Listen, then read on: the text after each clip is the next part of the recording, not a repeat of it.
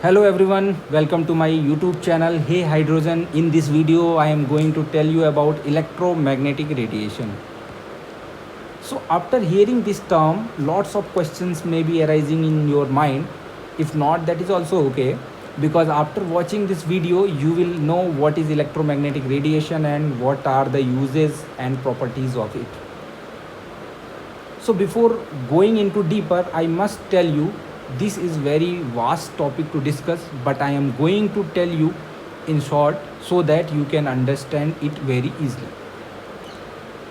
So earlier in time, it was known that electricity and magnetism are separate entities. Then James Clerk Maxwell proved that those are not separate but related to each other somehow. So now we are going to see how they are related to each other and what is electromagnetic radiation or wave. For that, now let's think of two charges. One is positive charge and the second one is negative charge. Now move these charges vertically in an oscillating manner, means move positive charge in downward direction and negative charge in upward direction. So at any time t, if we will talk about the electric field component between these charges, so it will be heading from positive to negative like this. So as I said, positive charge is moving downward in direction and negative charge is moving upward in direction. Then after some time, both the charges will come closer to each other so that the electric field will be zero at this time. After that, the negative charge will move upward in direction and positive charge will move downward in direction. So we can achieve the condition third. Then the electric field will be maximum but in positive direction. So after this condition, as I said, both the charges are oscillating. So now negative charge will move downward in direction and positive charge will move upward in direction. So we can achieve the condition fourth. So now we can see here both the charges are again very close to each other, so that electric field will be zero at this time. Again the positive charge will move in upward direction and negative charge will move in downward direction. So we can achieve the condition 5. Here the electric field will be maximum but in negative direction. So now we are going to plot electric field with respect to t and see how the electric field is changing with respect to time. So before that, let's talk about the in-between condition of these two conditions, first and second. So here we can see that the electric field is maximum. Now as I said, the positive will move in the downward direction and negative will move in the upward direction. So that means both the charges are coming closer to each other. When the charges will come closer to each other, the component of electric field will decrease up to this condition. And after this second condition, again these charges will start moving far from each other, so that the electric field will increase again till this condition. After this condition, again they will come closer to each other, so that the electric field component will decrease. And after the condition 4, again it will increase because both the charges are moving far from each other. So on this graph now, if we will talk about at this time, the electric component is maximum but in negative direction. So after this, the component will decrease like this, and at this point it will be 0, and after this point it will increase again like this, and at this point it will be maximum. So after this point it will be again decreasing like this, and at this point it will be 0. After this point it will again increase but in negative direction. So at this point it will be again maximum. So this is nothing but like oscillating electric field with respect to time. So now let's again talk about these charges. So as I said, charges are moving up and down. That is like current. That is like current I. So if I take a wire like this and current is moving in this wire up and down, then this current I will be equivalent to positive charge is moving downward and negative charge is moving upward. In this condition also, the current direction of current will be like this. So these two cases, first and second, are very similar to each other. So as we know that when a current is running through the wire, then it generates magnetic field around the wire like this, whose direction can be given by the Maxwell's right hand thumb rule.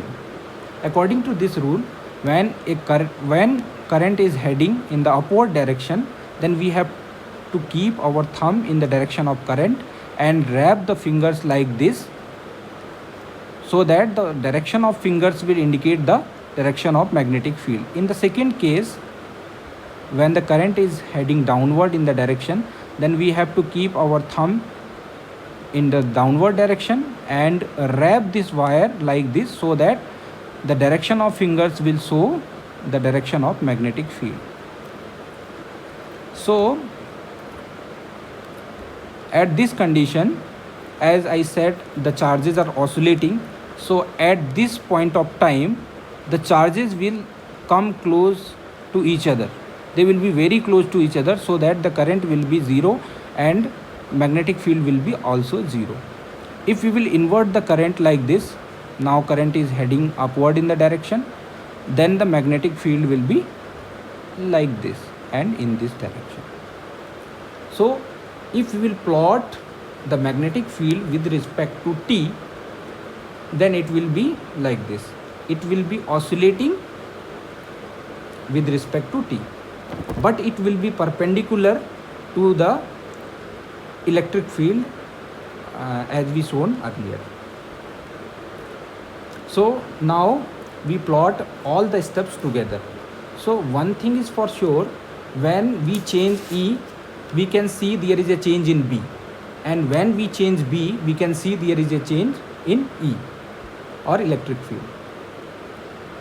So when we are plotting both the graphs together, then here you can see that electric field is shown by this color and magnetic field is shown by this green color.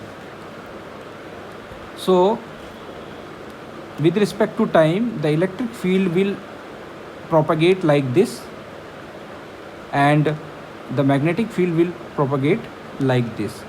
So we can say that this is the direction of propagation of the wave, and this combined electric and magnetic field, which are oscillating at perpendicular direction, perpendicular to each other, are electromagnetic radiation. This electromagnetic radiation will propagate with the velocity of 3 into 10 to the power 8 meter per second, which is called c, and which is also called as the speed of the light.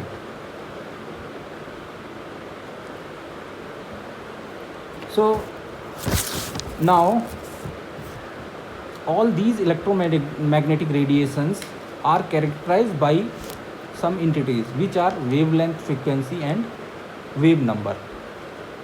Now the question arises, what is wavelength? So wavelength is represented by lambda, and it is the distance between two adjacent maximas. So this is the first maxima and this is the second maxima, and this will be the lambda. Or we can say in other words, it is the distance between two minimas. So this is first minima and this is the second minima, and this is the lambda. And units of it will be units of length, like meter, centimeter and so on. So now the second term is frequency. So it is described as the number of cycles per second or the number of waves that can pass from a given point per second. So to simplify this, let us suppose Guddu is running in a circular path like this, and there is a point marked by x. So the frequency of Guddu will be the number of rounds per second completed with respect to point x in 1 second. So or we can say that the number of times Guddu passes from x in 1 second. So this is denoted by nu, and units are second inverse, per second, or hertz. And the third entity is wave number. So it is denoted by nu bar, and it is the reciprocal of wavelength, where nu bar will be equal to 1 upon lambda. Or in other words, we can say that how many number of wavelengths can fit in a unit length.